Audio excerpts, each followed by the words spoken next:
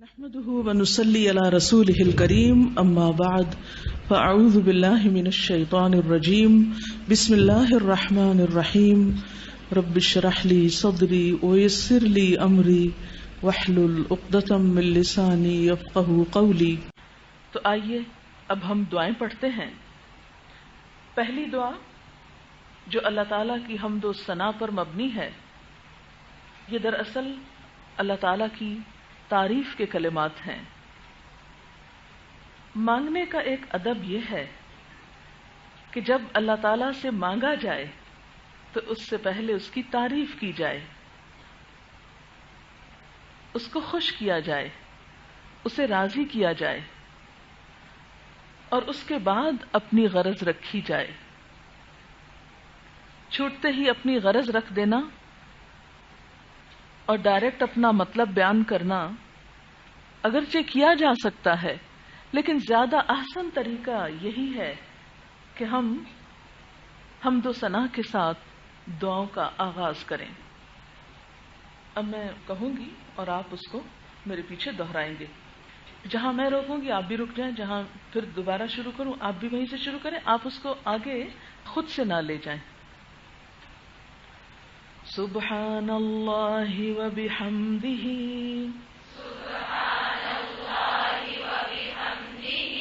عدد خلقہ ورضا نفسہ وزنة عرشہ ومداد کلماتہ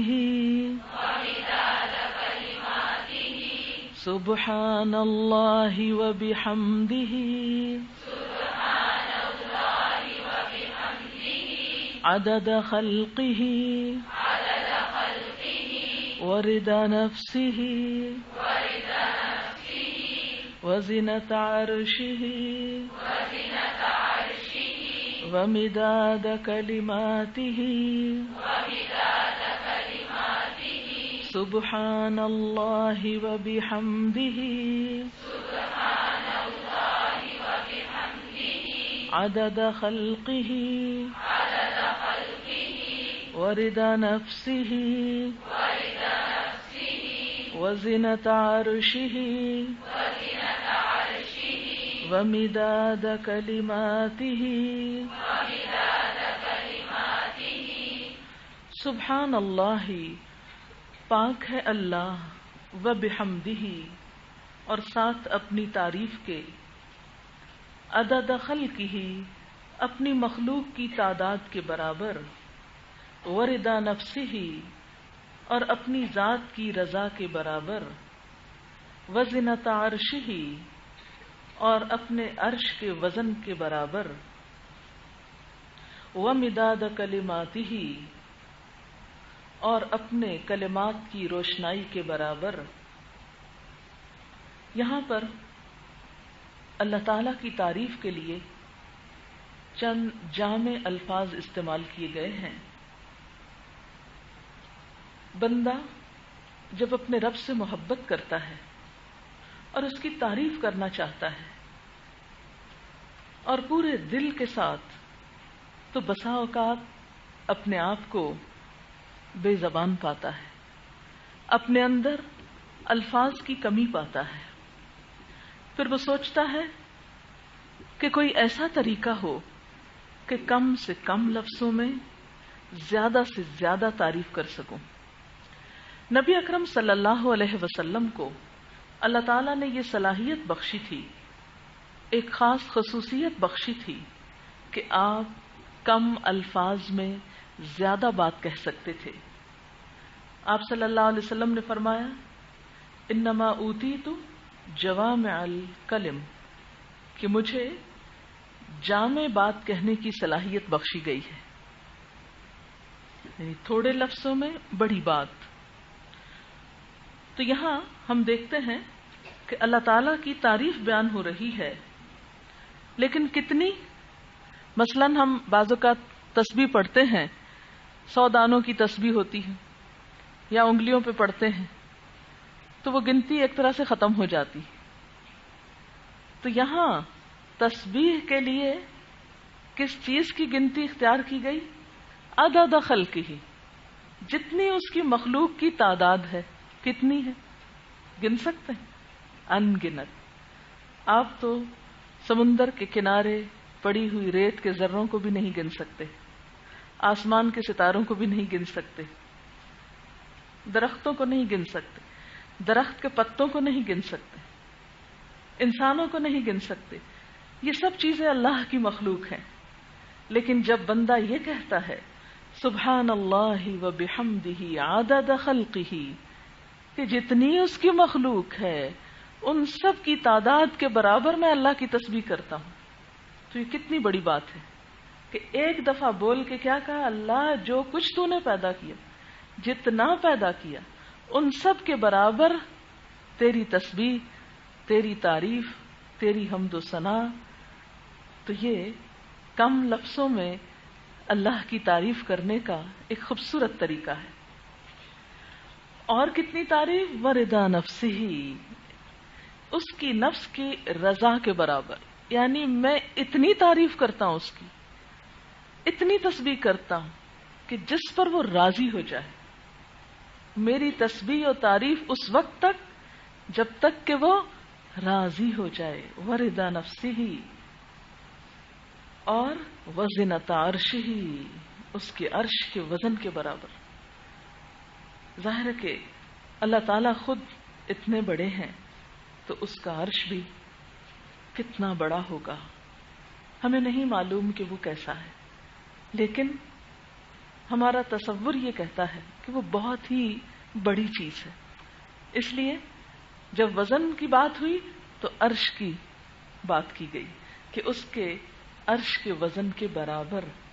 ومداد کلماتہ، اور اس کے کلمات کی روشنائی کے برابر. اللہ کے کلمات یعنی اللہ کی تعریف کے کلمات یا اللہ کی باتیں، جن کے بارے میں سورۃ کہف میں بھی آتا ہے قل لو كان البحر مدادا لكلمات ربي لنفد البحر قبل ان تنفد كلمات ربي ولو جئنا بمثله مددا. سورۃ الکہف آیت 109.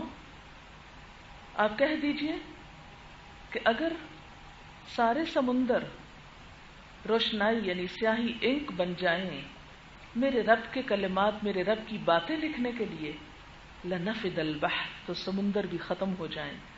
قبل ان تنفد کلمات ربی، اس سے پہلے کہ میرے رب کی باتیں ختم ہوں، وہ نہیں ختم ہو سکتی. ولو جئنا بمثلہ مددا، خواہ ہم اتنی ہی روشنائی اور کیوں نہ لے آئیں، پھر بھی باتیں ختم نہ ہوں. اب اللہ کی باتیں لکھنے کے لیے کتنی روشنائی چاہیے وہ ہمارے تصور سے بھی بالا ہے، لیکن اتنا ہم کو معلوم ہے کہ بہت زیادہ ہے. اس لیے اس سے تشبیہ دے کے، اس کی بات کر کے اپنی تعریف کا اظہار کیا گیا. بتائیے کبھی کسی نے کسی کی ایسی تعریف کی ہوگی؟ یا کوئی اور اتنی تعریف کا مستحق ہو سکتا ہے، اتنی تسبیح کا؟ ہرگز نہیں، صرف اللہ ہی، اور وہ اس کا اہل ہے. تو جب ہم اس احساس کے ساتھ کہ ہم اتنی زیادہ اللہ کی تسبیح کر رہے ہیں تو شعور کے ساتھ اس کلمے کا پڑھنا ہی دل اور روح میں سرور پیدا کر دیتا ہے. اب اس سوچ کے ساتھ دوبارہ دہرائیں گے ہم سبحان اللہ و بحمدہ، عدد خلقہ. سوچئے ساری مخلوق کے بارے میں، بس تصور ہی کر سکتے ہیں، گن تو سکتے نہیں. عدد خلقہ ورضا نفسہ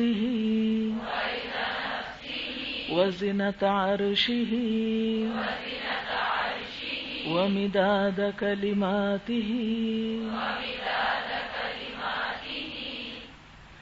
یہ دعا یا تسبیح کے یہ کلمات صحیح مسلم میں روایت ہوئے ہیں.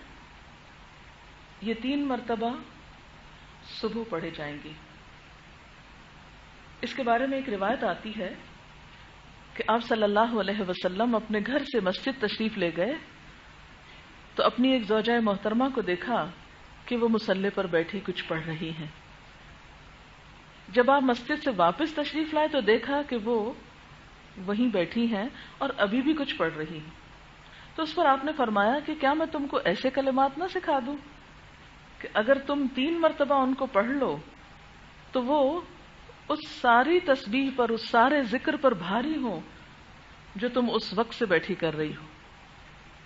تو اس سے کیا پتہ چلتا ہے کہ یہ مختصر سے کلمات لمبے لمبے اذکار اور بڑے بڑے بھاری وظیفوں سے بھی کہیں زیادہ بھاری ہیں، بھی کہیں زیادہ بھاری ہیں، بھی کہیں زیادہ بھاری ہیں، بھی کہیں زیادہ بھاری ہیں.